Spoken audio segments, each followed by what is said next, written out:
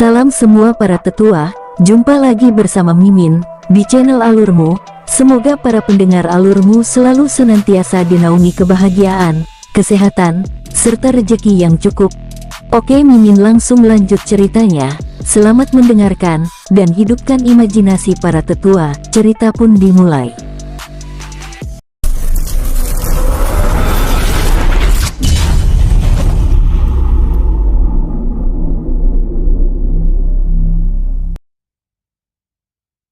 Lancang, beraninya kamu menentang keinginan yang mulia raja, teriak Nalan Ran marah.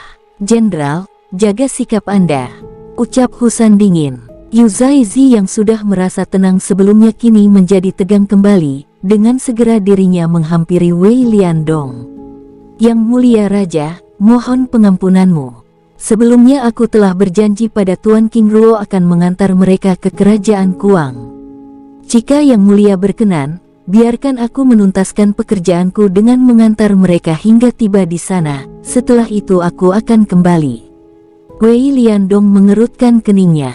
Tidak heran dia menentangku, ternyata kamu juga mendukung tindakannya. Yang mulia raja, aku tidak berani. Yu Zaizi terdiam dan kehabisan kata-kata. Pikirannya buntu dan tidak dapat menemukan alasan apalagi untuk menjelaskan situasi tersebut. Dengan wajah sedih dia lalu berlutut di hadapan raja. Yang mulia raja, jika Anda mau ambil nyawaku. Sebelumnya Yu Zaizi mengikuti King Ruo karena merasa memiliki harapan untuk dapat melepaskan diri dari jerat rantai jiwa, sehingga dirinya dapat kembali ke kerajaan Chuan dan mengabdikan diri pada Wei Liandong. Tetapi kali ini harapannya itu sepertinya sirna. Tindakan Yu Zaizi membuat Wei Liandong beserta pasukannya tiba-tiba menjadi bingung. Di atas kereta kuda, King Ruo yang sedari tadi duduk dengan tenang hanya bisa menggelengkan kepalanya. Yu Zaizi, aku tidak ingin mengambil nyawamu, apalagi membunuhmu. Aku hanya meminta kamu kembali bersamaku. Wei Liandong merasa bersalah, tetapi tidak dengan para jenderal yang berada di belakangnya. Mereka yakin sesuatu telah terjadi pada Yu Zaizi. Nalan Ran, Gong Rui, dan Lin Chungying menghampiri Wei Liandong dan berbicara melalui telepati. Dari jauh King Ruo dapat melihat perubahan wajah Raja Wei Liandong tampak tidak senang. Setelah cukup lama mereka berdiskusi, sang raja lalu mengarahkan pandangannya pada King Ruo.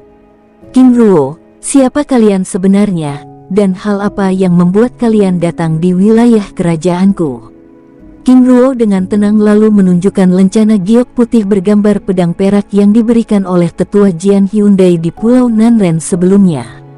Tiba-tiba wajah Wei Liandong berubah semakin masam. Dia tidak pernah menyangka bahwa pemuda dengan tingkat kultivasi rendah itu ternyata seseorang yang memiliki kedudukan tinggi di klan Jian. Melihat perubahan wajah itu, King Ruo memahami bahwa hubungan klan pedang dengan pihak kerajaan Chuan sepertinya kurang baik. Walaupun demikian dia masih memiliki alasan untuk menjawab pertanyaan raja itu daripada dia mengaku sebagai orang yang berasal dari wilayah tengah benua teratai biru. Yu Zaizi kini benar-benar berubah menjadi pucat pasi. Sebelumnya dia berusaha menghindari pertempuran antara King Ruo dengan sang raja, tetapi dengan munculnya lencana giok putih klan Jian tersebut, membuat situasi menjadi semakin buruk. Hentikan! Teriak Yu Zai panik, saat Nalan Ran tiba-tiba melancarkan serangan pada King Ruo. Wush! Buong! Ledakan dahsyat bergema saat serangannya dihentikan oleh Husan. Sus bum, bom, buong!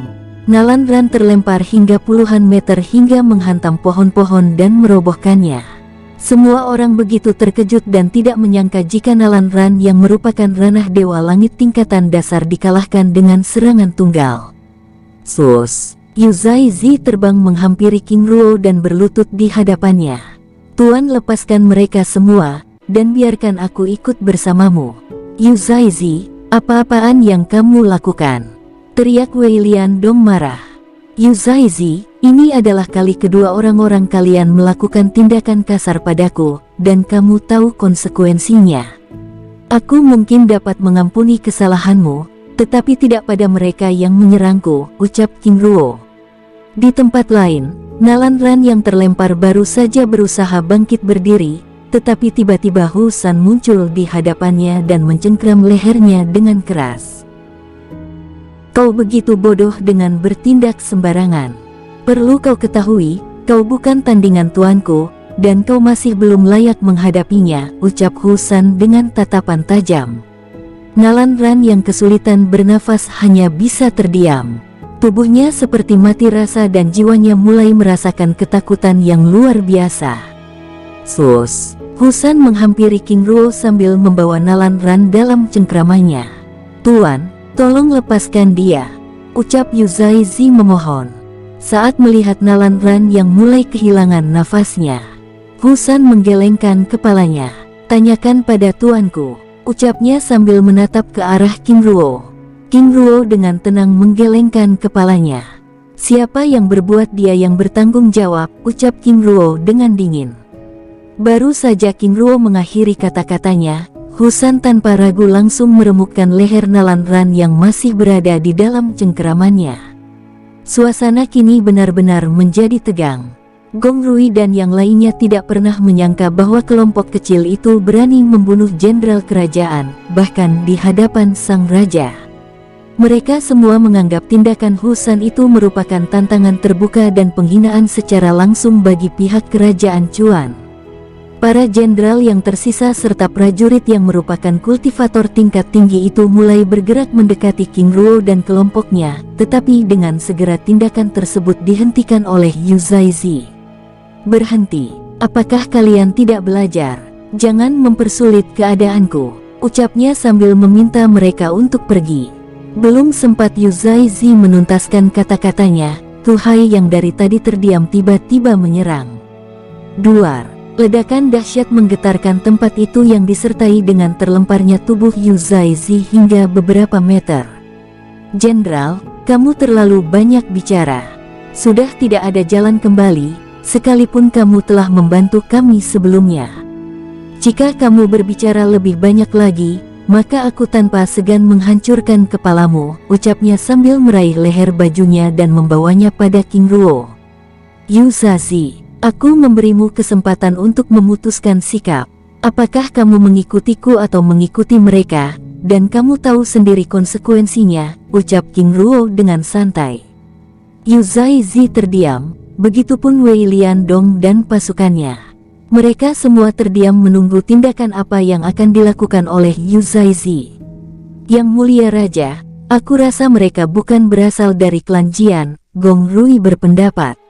Aku rasa juga demikian, Lin Chunging menimpal.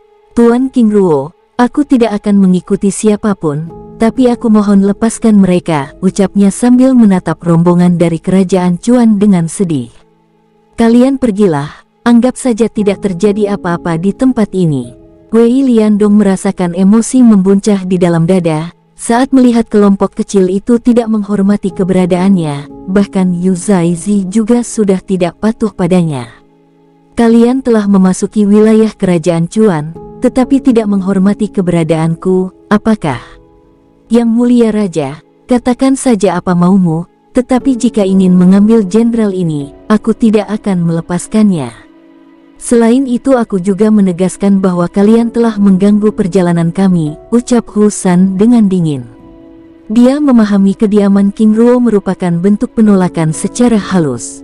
Yu Zaizi, tuanku sangat menghormati Anda. Tindakan Anda yang selalu membela mereka, benar-benar sesuatu yang luar biasa. Aku Husan menghormati itu tetapi membiarkan hal ini pergi, aku rasa tuanku tidak menyetujuinya, ucapnya dengan nada tegas. Saat Wei Liandong ingin berbicara, tiba-tiba Yu Zaizi meraih pedangnya. Yang mulia raja, pergi dan tinggalkan masalah ini.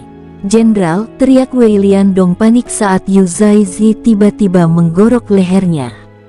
Buk, tubuhnya roboh dengan cipratan darah menyembur dari lehernya yang telah tersayat. Tiba-tiba tempat itu menjadi sunyi. Wei Liandong yang begitu marah sebelumnya tiba-tiba menyesal. Kalian, apa yang sudah kalian lakukan padanya? Mendengar pertanyaan itu, tiba-tiba wajah Husan berubah merah. Kamu pikir kami yang melakukannya? Sudah jelas-jelas dia bunuh diri. Husan, ucap King Ruo memintanya untuk tetap tenang. King Ruo bisa saja memutuskan untuk membunuh Wei Liandong, tetapi itu akan berurusan dengan satu kerajaan, bahkan dengan pihak kekaisaran. Selain itu, ia juga belum mempelajari latar belakang kekuatan kerajaan itu dengan jelas, dan akan sangat berbahaya jika dia membunuhnya sembarangan. Saat ini, yang dipikirkan oleh King Ruo adalah bagaimana caranya memasuki wilayah timur tanpa membuat banyak masalah. Kami akan pergi, tapi jangan ganggu perjalanan kami. Sesuai dengan permintaan Yu Zaizi, anggap saja tidak ada yang terjadi, ucap King Ruo sambil masuk ke dalam kereta kudanya. Memang bangsat banget King Ruo ini, ucap si Mimin alurmu, oke lanjut. Dengan sigap Tu Hai mengambil alih menjadi penarik kereta kudanya. Wajah Wei Liandong memerah dengan perasaan yang begitu campur aduk. Rasa marah, sedih dan kesal kini benar-benar mengguncang jiwanya. Secara tidak langsung dialah yang membunuh sang jenderal. Selain itu, tindakan King Ruo benar-benar menghancurkan harga dirinya sebagai penguasa kerajaan Chuan, di mana kematian dua jenderalnya dianggap sebagai angin lalu. Siapa kau yang berani memerintah yang mulia raja? Teriak Jenderal Lin Chunying marah. Lin Chunying, cukup, teriak sang raja menghentikan jenderalnya. Baik yang mulia, balas sang jenderal sambil menundukkan kepalanya. Yang membuat Wei Liandong bisa menahan diri saat ini adalah tindakan Yu Zaizi yang telah mengorbankan diri. Pikirannya yang kacau sedang berusaha menarik kesimpulan dari tindakan gila Yu Zai tersebut. Tanpa berbicara, Wei Liandong lalu meninggalkan tempat tersebut dengan bergerak pergi ke arah desa Bianjiang, yang diikuti oleh para komandan dan prajurit penjaga. Lin Chunying dan Gong Rui lalu meraih jasad Nalan Ran dan Yu Zaizi. Ah, bangsat, keparat, jika saja yang mulia raja tidak menahan, sudah kucincang kalian. Teriak sang jenderal kesal. Cih, banyak bicara. Pada akhirnya kalian tetap lari seperti anjing yang menggonggong, jawab Jin Han sengit. Jika kau berbicara lagi, aku pukul kau dengan tongkat ini, ucap Xiewu mengejek sang jenderal. Lin Chunying dan Gong Rui lalu pergi meninggalkan tempat itu dengan wajah memerah kesal menahan marah. Mereka benar-benar kelompok bajingan, mereka bahkan tidak menghormati yang mulia, ucap Gong Rui sambil terus bergerak meninggalkan tempat itu. Setelah memastikan Wei Liandong dan kelompoknya pergi, King Ruo lalu meminta Tu Hai bergerak meninggalkan tempat itu. Dengan perlahan kereta kuda itu bergerak menuju gerbang kerajaan Kuang. Di dalam kereta, kakak, aku yakin mereka tidak akan melepaskan kita. Ling Er, tenanglah, ucap King Ruo sambil menggenggam tangan sang istri. Aku tahu mereka tidak akan melepaskan kita, tetapi setidaknya kita bisa menghindari pertempuran di dalam wilayah mereka. Terlebih lagi kita masih belum mengetahui latar belakang kekuatan mereka dengan jelas, ucap King Ruo. Lalu bagaimana jika mereka datang lagi? Ling Er, aku tidak pernah menolak pertempuran, tetapi setidaknya kita bisa menghindari hal itu, karena semakin banyak musuh kita di tempat ini, maka semakin lama perjalanan kita di wilayah timur. Sedangkan wilayah barat serta jantung benua teratai biru sedang menunggu kita, ucap King Ruo menjelaskan. Di luar kereta, Husan dan yang lainnya dengan jelas dapat mendengar percakapan King Ling dan King Ruo. Wajah senang mereka yang berhasil memancing kemarahan Lin Chunying dan Gong Rui sebelumnya tiba-tiba menjadi sedih. Hais, mengapa kita begitu bodoh? Jin Han berbicara pada yang lainnya melalui telepati. Aku bahkan tidak memikirkan hal itu, Tu Hai berbicara. Sebaiknya kita perlu menjaga sikap. Xiewu menimpali. Kelompok tersebut terus bergerak sambil membicarakan masalahnya masing-masing. Mimin geser ceritanya, tetua alurmu. Di dalam kamar penginapan, di desa Bianjiang, Wei Liandong duduk pada kursinya dengan wajah kesal. Di hadapannya, duduk Lin Chunying, Gong Rui dan beberapa prajurit lainnya terdiam 1000 bahasa. Setelah cukup lama berpikir, Wei Liandong lalu membuka suara. Lin Chunying, Gong Rui, pergi temui yang mulia kaisar. Katakan pada mereka bahwa aku telah menemukan orang yang telah mengambil bola kristal ungu. Minta padanya untuk mengirim pasukan elitnya, dan katakan bahwa kelompoknya adalah kelompok bandit yang sangat sulit untuk ditaklukkan. Tapi Yang Mulia Raja, bukankah itu sama saja kita menipu Kaisar? Jadi menurutmu apa sebutan yang tepat bagi kelompok liar itu? Mereka bahkan tidak menghargaiku. Lin Chunyin terdiam tanpa dapat memberi sanggahan. Sudah, pergi sekarang. Dengan wajah gusar. Baik Yang Mulia, jawab Lin Chunyin dan Gong Ruo bersamaan sambil meninggalkan tempat itu. King Ruo, kali ini kamu akan mati. Dalam perjalanan menuju desa Bianjiang sebelumnya, Wei Liandong dan kelompoknya akhirnya memahami tindakan Yu Zaizi. Mereka menyimpulkan bahwa Yu Zaizi sedang berusaha melindungi mereka serta menjelaskan bahwa dirinya adalah tawanan yang tidak berdaya. Selain itu, dia juga menjelaskan bahwa King Ruo adalah kelompok kecil yang telah menghancurkan Pulau Wugu sebelumnya. Yang membuat Wei Liandong semakin yakin bahwa King Ruo dan kelompoknya adalah pelaku kekacauan di Pulau Wugu adalah jejak aura yang ada di pulau, sama dengan aura yang keluar dari tubuh Husan dan Tu Hai saat mereka menyerang sebelumnya. King Ruo dan kelompoknya terus bergerak menuju gerbang kota kerajaan Kuang. Penguasa, bagaimana cara kita melewati gerbang kota ini? Tanya Husan. Katakan saja jika kita berasal dari klan Jian, ucap King Ruo sambil memberikan lencana giok putih padanya. Tapi penguasa, tenanglah, setidaknya mereka tahu bahwa kita berasal dari wilayah timur. Menurut King Ruo, satu-satunya identitas yang dapat mereka gunakan saat ini adalah lencana giok putih itu. Adapun masalah lainnya itu adalah urusan kedua, setidaknya mereka telah keluar dari wilayah kerajaan Chuan. Sambil terus bergerak, penguasa, aku yakin lambat laun Wei Liandong pasti akan mengetahui bahwa kitalah yang merusak Pulau Wugu, ucap Xie Wu berpendapat. Itu sudah pasti, hanya orang bodohlah yang tidak menyadarinya, terlebih lagi dengan tindakan Yu Zaizi sebelumnya. Penguasa, aku takut mereka telah menghubungi otoritas kerajaan Kuang dan meminta bantuan untuk menangkap kita. Jin Han, aku rasa itu tidak mungkin. Raja seperti Wei Liandong tidak mungkin memiliki hubungan yang baik dengan kerajaan tetangganya. Aku harap kita dapat memasuki kota ini, ucap Husan penuh harap. King Ruo hanya bisa menggelengkan kepala. Baru saja memasuki wilayah timur, tetapi sudah ada banyak masalah, batinnya. Sebenarnya bisa saja dia membuat kekacauan di tempat itu, tetapi tujuan utama saat ini adalah untuk segera tiba di kota Wanbao Sijian yang terletak di wilayah Kekaisaran Dong yang merupakan wilayah paling timur. Jika dirinya sibuk mengurusi hal itu maka dapat dipastikan perjalanan mereka ke arah timur akan semakin lama. Tanpa terasa, King Ruo dan kelompoknya tiba di depan pintu gerbang kerajaan Kuang. Dari dalam kereta kuda, dia dapat melihat Husan sedang berbincang-bincang dengan prajurit penjaga kota yang terlihat ramah padanya. Silahkan masuk tuan, ucap prajurit mempersilahkan rombongannya memasuki kota itu. Husan yang mengendarai kuda lalu menghampiri kereta King Ruo. Penguasa, kita aman. Klan Jian ternyata berasal dari kota Kuang.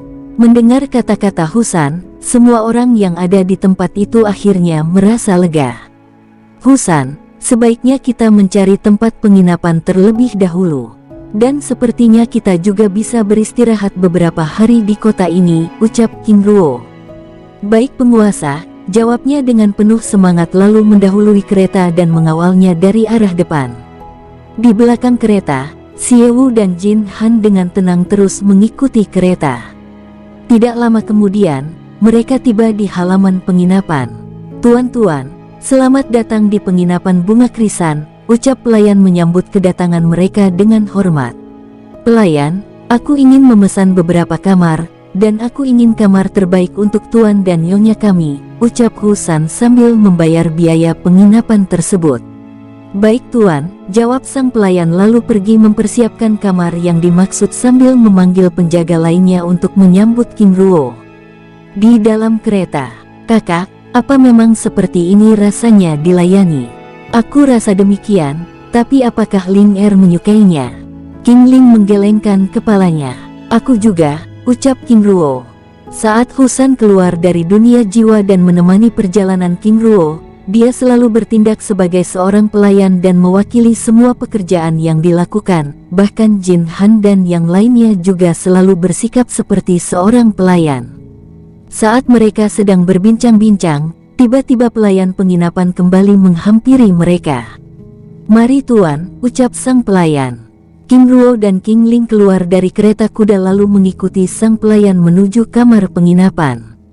Sambil mengantar King Ruo dan King Ling, dua pelayan yang berada di depan mereka terlihat sedang berbisik-bisik. "Saudari, apakah kamu yakin mereka ini bangsawan?" "Aku rasa demikian, walaupun pakaian mereka sederhana, tetapi pelayan mereka sebelumnya memiliki aura yang sangat mengerikan. Hais, aku malah merasa jika mereka ini adalah pemimpin sekte." "Maksud saudari?" tanya pelayan satunya yang tidak mengerti arah pembicaraan itu. "Lihat gaya mereka yang tidak ubahnya seperti kultivator tingkat tinggi yang menyamarkan kultivasinya," jawab temannya. "Hais, mana ada kultivator yang menyamarkan tingkat kultivasinya, mereka justru akan menunjukkan kekuatannya di hadapan banyak orang supaya ditakuti atau disegani." Di belakangnya, King Ruo dan King Ling yang mendengar percakapan kedua pelayan tersebut hanya tersenyum kecil. "Tuan, Nyonya, silakan," ucap sang pelayan sambil membukakan pintu kamar. "Terima kasih, pelayan, panggilkan aku manajer penginapan untuk datang menemuiku." "Tapi Tuan, kami..." King Ruo lalu menunjukkan lencana giok putih klan Jian. "Katakan padanya ada hal penting yang ingin aku bicarakan." Baik Tuan," jawab sang pelayanan dengan wajah ketakutan. Setelah kedua pelayan itu pergi, King Ruo dan King Ling lalu masuk ke dalam ruangan dan menguncinya dari dalam. Di dalam kamar, "Kakak, sepertinya reputasi klan Jian di kota ini cukup menakutkan."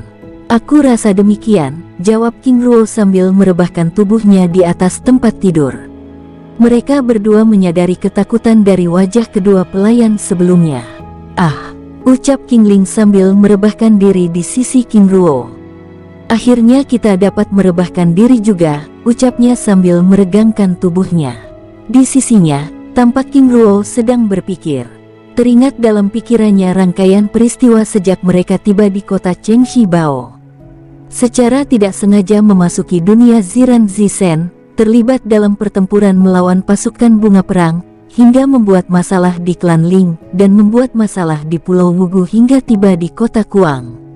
Tiba-tiba dia teringat dengan putra naganya. "Silong Er," ucapnya lirih.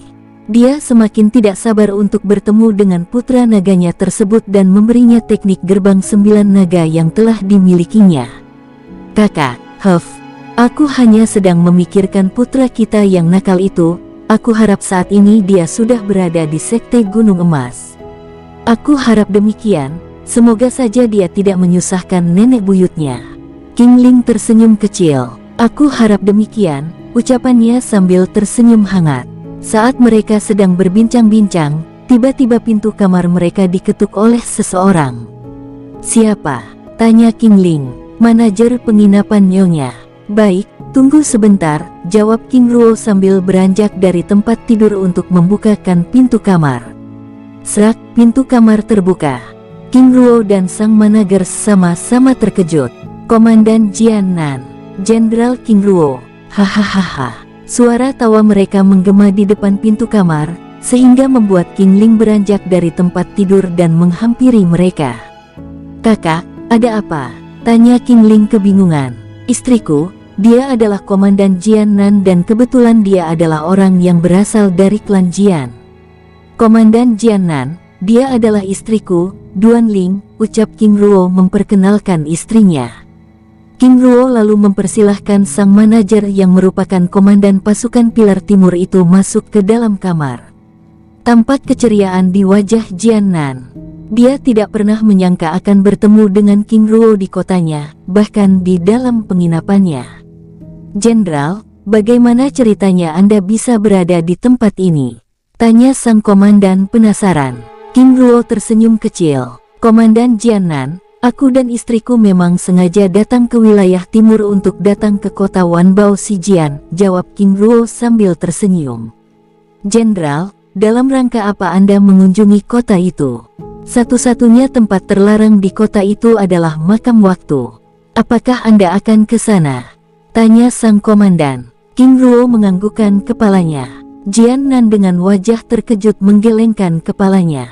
Jenderal, itu adalah tempat yang sangat berbahaya, ucap sang komandan sambil menatap ke arah King Ruo dan King Ling dengan lekat. Untuk itulah alasan kami memanggil manajer penginapan ini, ucap King Ruo sambil tersenyum. Jian Nan terdiam beberapa saat lalu menatap King Ruo dan King Ling yang menggunakan cadar putih di hadapannya. Maksud Anda Jenderal? Ucap tanya sang komandan kebingungan. Aku ingin mencari orang yang dapat menjadi penunjuk jalan. Tugasnya hanya membawa kami pergi ke kota Wanbao Sijian, selebihnya itu adalah urusan kami. Dan aku akan membayar berapapun. Komandan Jian Nan, dapatkah Anda mencarikanku orang yang kami maksud? Jian Nan terdiam. Jenderal King Ruo, aku memiliki orang yang dapat aku rekomendasikan, tapi saat ini dia sedang kembali ke klan. Jika Anda dapat menunggu, dia akan kembali 2 atau 3 hari lagi, bagaimana? Tidak masalah, lagi pula aku juga ingin beristirahat. Baik, jika dia sudah kembali, aku akan membawanya pada Anda Jenderal, tapi ngomong-ngomong, bagaimana Anda memiliki lencana itu? King Ruo lalu menunjukkan lencana giok putih pada Jian Nan. Seorang teman memberikannya padaku. Jenderal King Ruo, ini adalah lencana seorang tetua tingkat tinggi. Jika aku boleh tahu, siapa nama tetua itu? Jian Hyundai, jawab King Ruo santai. Jenderal, apakah dia masih hidup? Tanya Jian Nan dengan wajah terkejut dan penasaran. King Ruo menganggukkan kepalanya. Jenderal, dia adalah ayah dari Jian Fangxiang pemuda yang aku maksud sebelumnya. Ini akan menjadi berita yang bagus untuknya, ucapnya dengan penuh semangat. Akhirnya, ucapnya senang. Jenderal King Ruo, klan telah kehilangan jejaknya, dan menganggap dia sudah mati, tapi syukurlah jika dia masih hidup, ucap sang komandan. King Ruo memincingkan matanya. Komandan Jian Nan, lalu bagaimana bisa Jian Fangxiang bisa kembali ke klan jika ayahnya, Jian Hyundai memiliki masalah dengan klan? Jian Nan tersenyum kecut. Jenderal, klan Jian memiliki aturan yang jelas. Hukuman hanya akan diberikan kepada orang yang berbuat, sedangkan putranya tetap menjadi bagian dari klan. Jika klan menghukum kesalahan ayah pada sang anak, maka itu sama saja klan memusnahkan kekuatan klan. Jenderal King Ruo, pilar klan adalah generasi muda, dan mereka haruslah dilindungi. King Ruo menganggukkan kepalanya. Aku sangat setuju dengan hal itu. Tapi bagaimana jika Jian Hyundai kembali ke klan? Jian Nan menggelengkan kepalanya. Kemungkinan besar dia akan dipenjara seumur hidup, atau bahkan hukuman mati. King Ruo menggelengkan kepalanya. Huf, itu pasti perbuatan yang sangat fatal, ucap King Ruo mendesah lirih. Komandan Jian Nan, bagaimana Anda bisa menjadi manajer penginapan ini? Hahaha, Jenderal, ini hanya pekerjaan sampinganku, ucap sang komandan sambil salah tingkah. Komandan Jian Nan, aku rasa tidak ada yang salah dengan pekerjaan Anda, lalu mengapa malu? Hahaha, Jenderal, itu karena aku dihukum klan, ucapnya sambil tertawa. Dihukum, maksudnya? Jenderal, dalam peperangan melawan pasukan bunga perang sebelumnya, aku tidak dapat menolak setelah mendapat panggilan perang. Padahal saat itu aku sedang dalam misi, sehingga misi itu terbengkalai. Saat aku kembali dari perang, aku langsung dihukum klan untuk mengurus penginapan bunga krisan ini yang merupakan milik klan Jian. Para tetua melakukannya karena aku adalah orang yang sangat tidak menyukai pekerjaan ini, ucap sang komandan sambil tertawa kecil. Keceriaan Jian Nan dan King Ruo membuat King Ling yang duduk di antara mereka terlihat bingung. Menyadari hal itu, King Ruo lalu terburu-buru meminta maaf. Istriku, maaf aku tidak sempat menjelaskan padamu. Semua ini berawal saat kita keluar dari dunia Ziran Zisen. Saat itu, semua orang yang keluar dari dunia itu direkrut menjadi pasukan pelindung benua teratai biru. King Ruo lalu mengisahkan perjalanannya menjadi pasukan pelindung benua teratai biru. Mulai saat dirinya direkrut menjadi jenderal pasukan pilar barat, pertempuran di daratan kehampaan abadi, hingga dirinya terluka dengan parah. Istriku, Komandan Jian Nan adalah orang yang menyelamatkanku. Tanpa dia mungkin saat ini aku. Komandan Jian Nan, terima kasih, ucap King Ling dengan tulus berdiri sambil menangkupkan tangannya dengan hormat. Nyonya, sebagai sesama pasukan pelindung benua teratai biru, itu adalah tugas dan kewajibanku. Terlebih lagi menolong Jenderal Pilar Barat, itu adalah sebuah kehormatan bagiku. Tanpa strategi dan rencananya, kurasa saat ini benua teratai biru akan mengalami kekacauan yang luar biasa. Saat mereka berbincang-bincang, tiba-tiba Jian Nan menutup mulutnya dan menghentikan kata-katanya. Komandan Jian Nan, ada apa? Jenderal, ini rahasia, kita akan terkena hukum alam. Jian Nan menatap King Ruo dengan lekat. Apakah karena aturan ketiga? Jian Nan menganggukkan kepalanya. Istriku juga telah ditandai dengan tombak teratai biru, hanya saja dia belum menyerap kekuatan ilahi dari serpihan kelopak bunga teratai biru. Secara tidak langsung, dia juga pasukan pelindung, ucap King Ruo menjelaskan. Di hutan Baosenmi sebelumnya, pada saat Lin Jiu Hong menciptakan tombak emas raksasa bunga teratai biru, tombak emas itu juga memasuki dunia jiwa dan menandai semua orang yang ada di dalamnya. Hanya saja tanda misterius itu tidak disadari oleh mereka yang ada di dunia tersebut. Fiu. Jian Nan menghembuskan nafasnya dengan lega. Di dalam pikirannya, 3 aturan utama pasukan pelindung benua teratai biru berterbangan di pikirannya, tetapi aturan ketigalah yang membuatnya bergidik. Sebelumnya, dia sudah tidak dapat membayangkan bagaimana kepala King Ruo akan meledak karena membocorkan informasi mengenai keberadaan pasukan pelindung benua. King Ling terdiam dan terus menyimak pembicaraan kedua orang yang ada di hadapannya. Menjelang malam, Jian Nan lalu meninggalkan ruangan itu dan berjanji akan membawa Jian Fangxiang beberapa hari lagi. Jenderal King Ruo, Nyonya Duan Ling, jika perlu sesuatu, Anda dapat menghubungiku, ucapnya sambil menangkupkan tangannya dengan hormat lalu meninggalkan ruangan itu. Setelah Jian Nan pergi, kamar itu tiba-tiba menjadi sepi. King Ruo tahu saat ini istrinya pasti sedang kesal, karena kisah pertempurannya di daratan kehampaan abadi yang hampir membunuh King Ruo. Ling mari kita beristirahat. Tetapi King Ling masih terdiam, dia masih begitu kesal, tetapi hatinya sangat sedih dan rindu. Ling maafkan aku. Aku tahu aku salah karena selalu membahayakan diriku, tapi itu untuk Kakak Ruo, maafkan keegoisanku. Itu semua karena aku mencemaskanmu. Tapi, dengan wajah sedih. Istriku, tenanglah, aku akan melindungi diriku, ucapnya dengan rasa bersalah. Selama ini dia terus berjanji untuk tidak membahayakan dirinya, tetapi situasi selalu memaksanya untuk melakukan hal itu. King Ruo berpikir lebih baik dirinya yang terluka daripada orang yang dia sayangi. King Ruo lalu menghampiri dan meraih tangannya. Ling itu semua karena aku sangat menyayangimu. Jika dirimu yang terluka, aku, kakak, tetapi kamu terlalu sering membahayakan dirimu untukku, ucapnya sambil memeluk King Ruo dengan erat. King Ruo membalas pelukan itu sambil mencium keningnya. Istriku, di dunia kultivator yang penuh dengan kekuatan dan penindasan, akan selalu ada bahaya, akan selalu ada ancaman. Oleh karena itu, kita harus kuat dan berani melawan bahaya, menguji batas kemampuan kita untuk semakin kuat agar dapat melawan bahaya itu.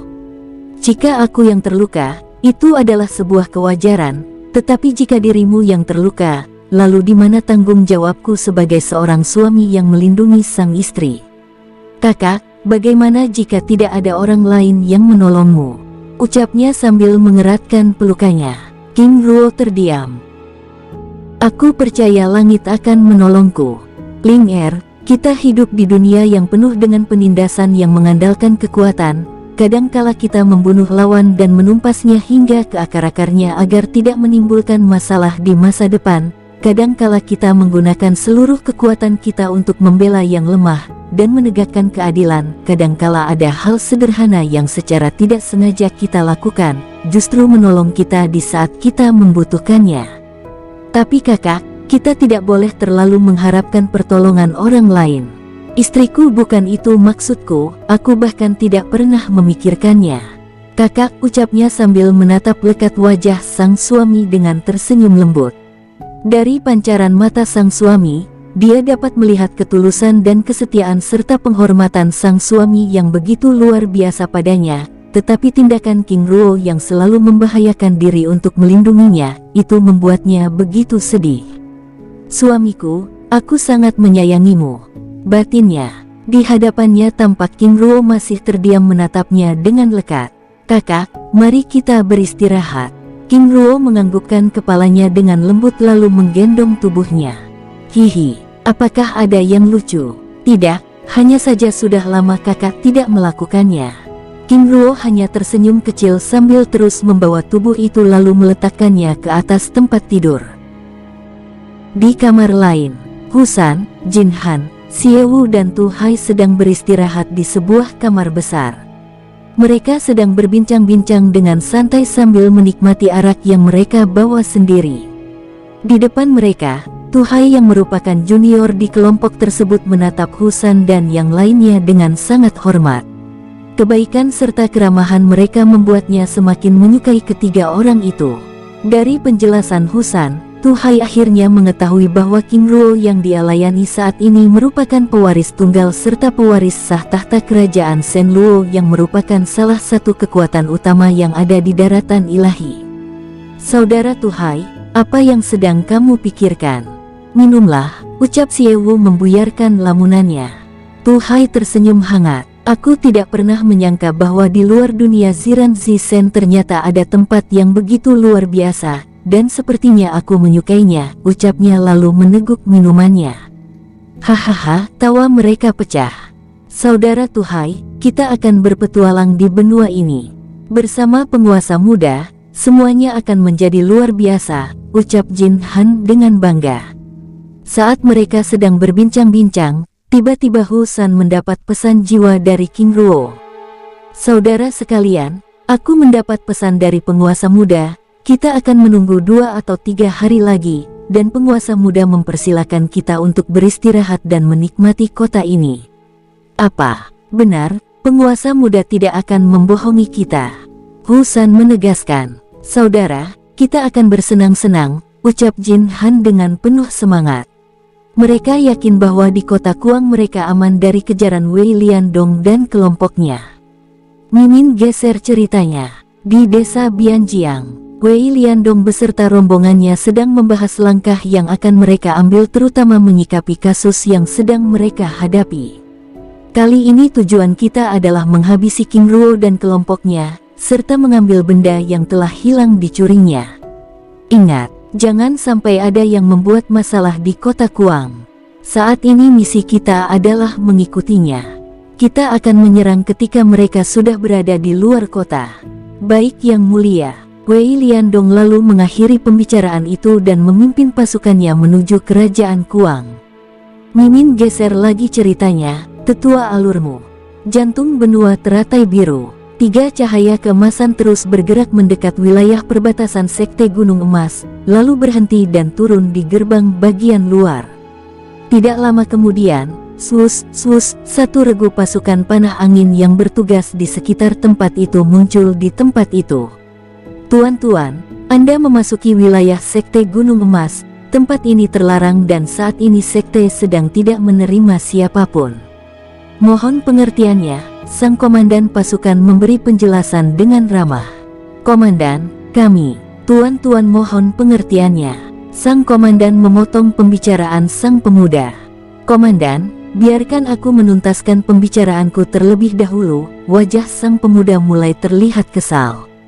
Siapa kamu yang tidak menghormati kami? Apakah kamu ingin membuat masalah dengan Sekte Gunung Emas? Murid tingkat rendah, tutup mulutmu. Tindakan kalian sungguh keterlaluan dan mencoreng nama baik Sekte Gunung Emas. Hei, tutup mulutmu. Jangan mengajari kami tentang etika. Seharusnya kamu yang tahu diri. Kalian sungguh keterlaluan. Dengan jelas dia yang telah memotong pembicaraan. Dia bahkan tidak memberi kesempatan padaku untuk menuntaskan kata-kataku. Lalu kalian mengatakan aku tidak memiliki etika. Tindakan kalian ini tidak ubahnya seperti sekte aliran hitam. Kamu, bicara lagi, akan kubunuh kalian, ucap sang pemuda dengan kesal. Prajurit pasukan panah angin itu terdiam, mereka tidak pernah menyangka kalau pemuda yang ada di hadapan mereka itu begitu arogan. Sekarang buka pintu gerbang, aku ingin segera masuk, ucap si pemuda. Hei, kamu pikir sekte ini milikmu? Jika ingin masuk, tunjukkan identitas kalian, ucap sang komandan mulai gusar. Selas, trar, wus, wus. Kilatan petir muncul lalu melesat ke arah sang komandan dan menghantam tubuhnya. Duar, sang komandan terlempar hingga beberapa meter dan mengaduh kesakitan. Bajingan, kamu telah menyerang komandan pasukan kami, dan itu adalah pernyataan perang. Seorang murid menunjuk ke arah pemuda itu dengan murka. Benar, aku menantang sekte ini. Pergi dan panggil para tetua kalian. Panggil tetua agung kalian, jika perlu, panggil patriark kalian. Aku ingin menantangnya, ucap sang pemuda lantang. Bajingan, kamu minta kematian. Tunggu saja jika kamu bernyali, ucapnya sambil memasuki gerbang. Semua orang yang ada di tempat itu tiba-tiba terdiam, dan mereka menatap dengan lekat pada ketiga pemuda yang ada di hadapannya. Siapa kalian sebenarnya dan mengapa mencari masalah dengan kami? Tanya sang komandan yang telah berdiri dengan wajah memerah. Kamu yang membuat masalah, lalu aku yang kamu tuduh. Benar-benar murid bodoh. Aku baru tahu ternyata moral kalian. Siapa yang berani membuat masalah di depan gerbang sekte Gunung Emas? Satu regu pasukan panah perak tiba. Hais, kalian juga sama. Aku juga tidak takut pada kalian. Mana para tetua serta petinggi sekte lainnya? Keluar dan temui aku sekarang. Haha, hanya tingkat spiritual, tapi gayamu selangit. Tutup mulutmu. Aku pastikan kalian semua akan mendapat hukuman. Aku yakin kalian adalah para murid baru. Panggil para petinggi sekte, sekarang. Hahaha, anak muda kamu. Wus, duar. Tembakan petir berwarna biru kemasan menghentikan kata-kata sang murid penjaga dan mengirimnya terbang hingga beberapa meter. Kalian hanya sampah sekte dan kalian belum pantas untuk bertarung denganku. Dua regu pasukan yang terdiri dari satu regu pasukan panah angin dan satu regu pasukan panah perak terdiam. Mereka tidak pernah menyangka bahwa pemuda yang ada di hadapan mereka benar-benar arogan, bahkan telah menyerang dua murid sekte dan melukainya. Tiba-tiba beberapa aura yang sangat kuat mendekati gerbang sekte. Sus, sus. Tiga tetua tingkat tinggi muncul di tempat itu dan menatap semua orang yang di tempat itu dengan heran. Apa yang terjadi? Tanya salah seorang di antara mereka. Tetua, pemuda ini memaksa masuk, bahkan telah menyerang dan melukai komandan, jawab seorang murid. Ketiga tetua itu menatap ke arah pemuda dengan lekat dengan mata terkejut. Hais, kalian para murid baru. Kalian dalam masalah besar karena telah berani menyinggungnya. Dalam hal ini aku rasa kalianlah yang salah. Ketiga tetua tersebut lalu pergi meninggalkan tempat itu. Tetua, panggil salah seorang di antara mereka, tetapi terlambat karena ketiga tetua tersebut telah memasuki wilayah sekte dan menghilang di dalamnya. Para murid yang ada di tempat itu bergidik, mereka semakin penasaran dengan identitas pemuda yang ada di hadapan mereka. Tidak lama kemudian ketiga tetua itu kembali bersama wanita cantik yang disambut oleh para murid dengan berlutut. Wanita cantik itu menatap ke arah sang pemuda sambil meneteskan air mata. Silong itu kamu, ucapnya sambil menghampiri sang pemuda dan memeluknya dengan erat. Nenek buyut, aku rindu, ucap Zilong memeluk sang nenek dengan hangat. Di mana ayahmu? Lalu siapa mereka? Zilong tersenyum kecil. Nenek buyut, mereka adalah cucumu. Silong maksudmu mereka? Paman, apakah kalian diam saja? Dia adalah nenek agung Xin Hye. Dengan segera kedua pemuda itu berlutut dan bersujud di hadapan King Ruyue. Hormat pada nenek agung Xin Hye, aku King Fang, putra kedua King Yuan. Dan aku King Junda, putra ketiga King Nan. Kedua pemuda itu memberi hormat dan bersujud sebanyak 3 kali di hadapan King Ruyue. King Ruyue menghampiri kedua pemuda tersebut dan memeluknya dengan erat. "Bangunlah, maafkan nenek yang tidak mengenali kalian." Pertemuan yang penuh haru di depan gerbang terluar Sekte Gunung Emas itu membuat suasana di tempat itu begitu luar biasa. Tetapi tidak bagi pasukan panah angin dan panah perak yang menemui Zilong sebelumnya. Kini mereka bahkan hampir kesulitan bernafas saat menyadari identitas pemuda arogan yang ada di hadapannya. Sang komandan pasukan panah angin mulai meneteskan air, dan para murid lainnya kini bermandikan keringat dingin. "Tetua, tolong kami," ucap mereka memohon kepada ketiga tetua yang ada di hadapannya. Ketiga tetua tersebut menggelengkan kepalanya. "Jika kalian menyinggung orang lain, mungkin kami masih bisa membantu, tetapi ini adalah kasus yang berbeda. Menyinggung pemuda itu sama saja kalian menyinggung pemimpin sekte," ucap sang tetua. "Oh tidak," ucap mereka bersamaan. "Apa yang telah kalian lakukan padanya? Itu kesalahanku." Sang komandan menundukkan kepala. Tidak jauh dari mereka, Zilong dan King Ruyue sedang berbincang-bincang kecil tiba-tiba menghampiri ketiga tetua. "Tingkatkan penjagaan dan ganti pasukan yang ada." "Baik Tetua Agung," jawab mereka bersamaan. Tetua Agung, bagaimana dengan kami?" tanya sang komandan dengan terbata-bata. "Aku rasa kamu sudah tidak pantas lagi menjadi murid sekte." "Tetua tolong ampuni aku," ucapnya sambil menangis. King Ruyue menggelengkan kepala. "Sekte Gunung Emas adalah sekte aliran putih, dan kalian harus ditindak supaya dapat menjadi contoh yang lain. Tapi Tetua Agung, jika tidak ada kejadian hari ini, aku dan yang lainnya mungkin tidak tahu tingkah laku kalian yang buruk ini. Apakah kalian tidak mempelajari aturan yang diberikan oleh sekte?" ucapnya menatap sang komandan dengan dingin. "Para tetua kalian tahu apa yang harus kalian lakukan." "Baik Tetua Agung." "Para tetua, terima kasih telah memanggil Nenek Agung.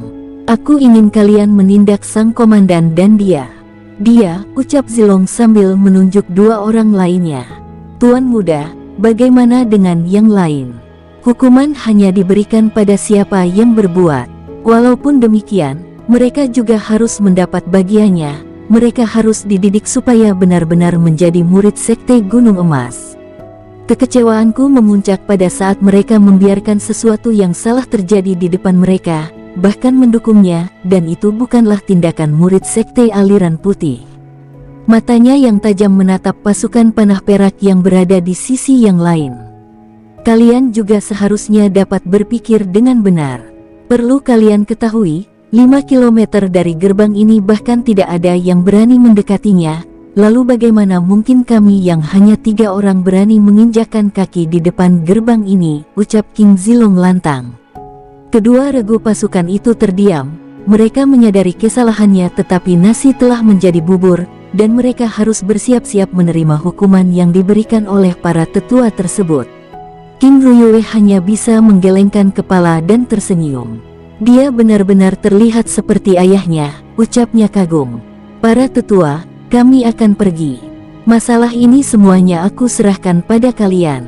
"Baik Tetua Agung." King Ruyue lalu membawa Zilong, King Fang dan King Junda memasuki Sekte Gunung Emas. Kepergian mereka diiringi tatapan sedih para murid, terlebih lagi sang komandan pasukan panah angin dan beberapa murid yang beradu mulut dengan Zilong sebelumnya. "Kalian semua telah mendengar penjelasan Tuan Muda King Zilong. Perlu kalian ketahui dia adalah putra wakil pemimpin puncak gunung utama, King Ruo, dan kalian semua pasti telah mendengar reputasi ayahnya yang juga merupakan cucu dari Tetua Agung kita. Hais, kalian ini mengapa bisa bertindak seperti murid aliran hitam?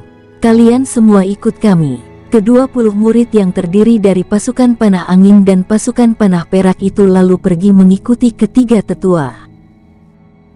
Di Istana Tetua Agung Sekte Gunung Emas, tiba-tiba tempat itu menjadi ramai.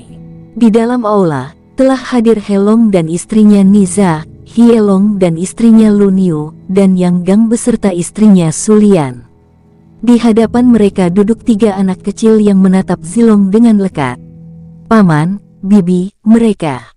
Zilong dia adalah King Yuyin putri paman. Qin Helong memperkenalkan putri cantiknya yang baru berumur 2 tahun tersebut. Lalu dia, King Chou, jawab Hielong. Silong ini adalah sepupumu yang paling tampan, King Xiujuan, ucap King Yang Gang sambil tertawa lepas. Paman Yang Gang, aku rasa dia masih kalah tampan dariku, jawabnya tidak mau kalah sambil tertawa lepas. Hais, kepalamu itu harus mengalah sedikit pada yang kecil, ucap Yang Gang menimpal. Baiklah, aku mengalah, tapi dia masih kalah tampan dengan Yongjun, jawabnya sekali lagi tertawa dengan lepas. Wajah Yang Gang berubah masam, lalu tapi dia bingung dengan nama tersebut. Silong siapa Yongjun? Paman, itu rahasia. Hais, anak nakal ini. Badannya saja yang sudah terlihat dewasa tapi pikirannya selalu ingin bermain-main, ucap King Yang Gang kesal. Di dalam ruangan itu tidak henti-hentinya gelak tawa memecah. King Fang dan King Junda hanya bisa tersenyum-senyum kecil. King Ruyue yang duduk di kursi utama tak henti-hentinya tersenyum. Hatinya begitu bahagia. Di hadapannya, cucu-cucu dan cicitnya berbincang-bincang dengan hangat dan saling bersenda gurau. Yang semakin menarik perhatiannya adalah perubahan Zilong. Terakhir kali dia bertemu dengan Zilong saat dia masih kecil dan lucu, tapi kini telah menjadi pemuda yang sangat tampan. Di usianya yang baru 10 tahun, dia sudah terlihat seperti orang dewasa, bahkan kultivasinya sudah berada di tingkat spiritual, bahkan telah mengalahkan King Fang dan King Junda yang kini masih di tingkat pertapa suci. Silong bagaimana kabar ayahmu? Tanya King Ruyue penasaran. Nenek buyut, sebenarnya ini adalah rahasia. Ayah dan ibu saat ini sedang menuju Sekte Gunung Emas, sedangkan di mana mereka sekarang, aku juga tidak tahu. Bahkan sebelumnya aku mengira ayah dan ibu sudah tiba di tempat ini. Zilong lalu menjelaskan pertemuan mereka di kota Wuki, dan perpisahan mereka di kota itu. Di tempat duduknya, King Ruyue mendengar cerita tersebut dengan seksama. Sebenarnya ayah mengambil resiko untuk meninggalkan wilayah barat, karena aliran hitam masih ingin memasuki wilayah tersebut. Itulah alasan ayah merahasiakan perjalanannya, ucap King Zilong menjelaskan. King Ruyue mengangguk-anggukkan kepalanya. Silong setelah ini kemana tujuanmu? Nenek buyut, aku akan berada di sekte, sambil menunggu kedatangan ayah dan ibu. Selain itu, mungkin Bibi Zishu, Bibi Biandui Tingzi dan He Tianba juga akan datang. Silong siapa Zishu, Biandui Tingzi dan He Tianba? Tanya King Ruyue penasaran. Nenek buyut, mereka adalah orang-orang tercantik yang ada di klan King saat ini. Bibi Zishu adalah adik ayah, Bibi Biandui Tingzi adalah murid ayah, dan Bibi He Tianba adalah murid ibu. King Ruyue begitu bersemangat. Dia tidak pernah menyangka bahwa dari sekian banyak cucu laki-lakinya, ternyata ada satu lagi cucu perempuannya. Bahkan menurut Zilong, Zishu adalah gadis tercantik yang ada di klan. Silong lalu siapa Yongjun? Hehe, dia adikku, jawabnya tertawa bahagia. Benarkah? Nenek, dia sangat tampan dariku. Ruangan itu begitu hangat bahkan tanpa terasa mereka berbincang-bincang hingga menjelang tengah malam. Silong kebetulan kamu sudah datang, aku ingin kamu menempati dan merawat istana wakil pemimpin puncak. King Fang, King Junda, kalian bisa membantunya. Baik nenek, jawab mereka bersamaan. Sebelum mengakhiri pembicaraan itu, Zilong membagikan buah-buahan abadi serta berbagai sumber daya yang diperolehnya pada King Ruyue, paman dan bibinya, serta sepupu-sepupu kecilnya, King Yuyin, King Chou, dan King Xiujuan. Nenek Agung, aku undur diri, ucapnya sambil menangkupkan tangannya dengan hormat. Silong jika kamu memerlukan sesuatu datanglah padaku. Baik nenek buyut agung. Setelah semua cucunya pergi meninggalkan tempat itu, aula istana itu kembali menjadi sepi. Klan King kini telah bertumbuh dan memiliki akar yang kuat. Lalu bagaimana dengan klan Xin? Batinnya sedih lalu meninggalkan tempat itu untuk beristirahat. Mimin geser ceritanya. Di tempat lain, penginapan bunga krisan di kota Kuang. 2 hari kemudian, King Ruo dan King Ling yang sedang beristirahat di dalam kamarnya tiba-tiba dikejutkan dengan seseorang yang datang mengetuk pintu dengan suara keras. "Siapa?" "Jenderal, ini aku Jian Nan." "Jian Nan, ada apa?" ucap King Ruo sambil membuka pintu kamar. "Jenderal, Jian Fangxiang putra Jian Hyundai terluka. Saat ini ada di dalam ruanganku." "Apakah parah?" "Jenderal, mari ikut aku." King Ling yang masih berada di dalam kamar lalu keluar menemui mereka. "Komandan Jian Nan, apa tidak ada alkemis di tempat ini?" tanya King Ruo. Komandan Jian Nan menggelengkan kepalanya. Tidak lama kemudian mereka tiba di sebuah kamar yang sangat mewah. Dengan segera Jian Nan membuka pintu dan mempersilakan King Ruo dan King Ling masuk. Di dalam kamar, di atas dipan kecil, tampak Jian Fangxiang dengan tubuh bersimbah darah sedang dibersihkan oleh beberapa pelayan. King Ruo lalu mengedarkan mata emasnya memindai tubuh Fangxiang untuk memeriksa lukanya. Ling dantiannya masih utuh, hanya saja sebagai besar titik meridian besar dan meridian kecilnya hancur. "Jenderal bagaimana?" tanya Jian Nan khawatir. "Tenanglah, dia masih bisa diselamatkan. Hanya saja memerlukan waktu yang lama untuk memulihkan lukanya." Setelah pelayan tersebut selesai membersihkan darah yang ada dan mengganti pakaiannya, King Ling lalu mengedarkan kultivasi Dewi Nuwa dan mengirimkan kekuatan penyembuhan pada tubuhnya. "Nyonya, Anda..." Jian Nan bingung dan penasaran. "Serahkan saja padanya," ucap King Ruo sambil memperhatikan proses penyembuhan itu. Tiba-tiba tubuh Jian Fangxiang bergetar dan bereaksi saat menerima kekuatan penyembuhan itu. "Komandan Jian Nan, tubuhnya masih menerima kekuatan penyembuhan, itu berarti dia akan sembuh," ucap King Ruo menjelaskan. 5 menit kemudian King Ling menyudahi penyembuhannya. Setengah jam kemudian, dia akan terbangun, ucapnya sambil menarik kekuatan penyembuhan ke dalam tubuhnya. "Aku hanya mengarahkan ki yang kacau, serta menyegel kerusakan yang lain agar tidak bertambah parah," ucap King Ling. Di sampingnya, King Ruo mencoba menganalisa serangan pada tubuh tersebut. Dilihat dari lukanya, sepertinya dia diserang oleh beberapa orang, karena ada 3 jenis jejak aura yang berbeda. "Komandan Jian Nan, apa kalian memiliki banyak musuh?" Jian Nan menganggukkan kepalanya. "Jika demikian, kita akan menyelidikinya setelah dia bangun," sambil membawa King Ling duduk di kursi mewah yang ada di dalam ruangan itu. Sambil menunggu Jian Fangxiang sadar, mereka lalu berbincang-bincang dengan santai. Di dalam ruangan itu, "Jenderal, di kota Kuang ini, klan Jian adalah klan kedua terkuat dari 8 klan utama yang menjadi pilar kerajaan. Klan terkuat adalah klan Lai yang merupakan pemimpin kota. Selama ini tidak ada yang berani mengganggu kami, bahkan klan lain sangat segan pada kami." King Ruo dan King Ling dengan tenang menyimak penjelasan Jian Nan. "Jika demikian, aku berasumsi bahwa yang menyerang Jian Fangxiang pasti orang dari luar, karena hanya orang bodohlah yang berani mengusik keberadaan kalian." King Ruo berpendapat. "Aku rasa juga demikian," jawab Komandan Jian Nan. Setengah jam kemudian, saat mereka sedang berbincang-bincang, tiba-tiba Jian Fangxiang terbangun. "Ah, saudara Jian Nan, aku..." "Tenanglah, pulihkan dirimu dulu," ucapnya sambil menghampirinya. King Ruo lalu memberikan beberapa butir pil embun emas. "Minumlah, setidaknya ini dapat menutup luka luarmu," ucap King Ruo. "Baik tuan," balasnya sambil meraih pil itu lalu menelannya. Tidak jauh darinya, di sebuah meja mewah yang ada di dalam ruangan, duduk King Ling yang menggunakan cadar putih menganggukkan kepalanya. Di tempat pembaringannya, Jian Fangxiang lalu berusaha mengambil sikap duduk dan mulai menyerap pil embun emas yang telah diminumnya. "Jenderal, Nyonya, terima kasih atas bantuannya," ucap Komandan Jian Nan sambil menangkupkan tangannya. "Komandan, itu tidak perlu. Bagaimana mungkin kami berdua membiarkannya terluka?